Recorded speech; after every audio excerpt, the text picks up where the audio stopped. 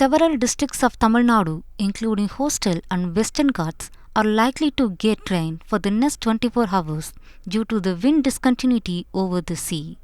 The Central has issued yellow alerts for the state, predicting heavy rain in the few isolated places.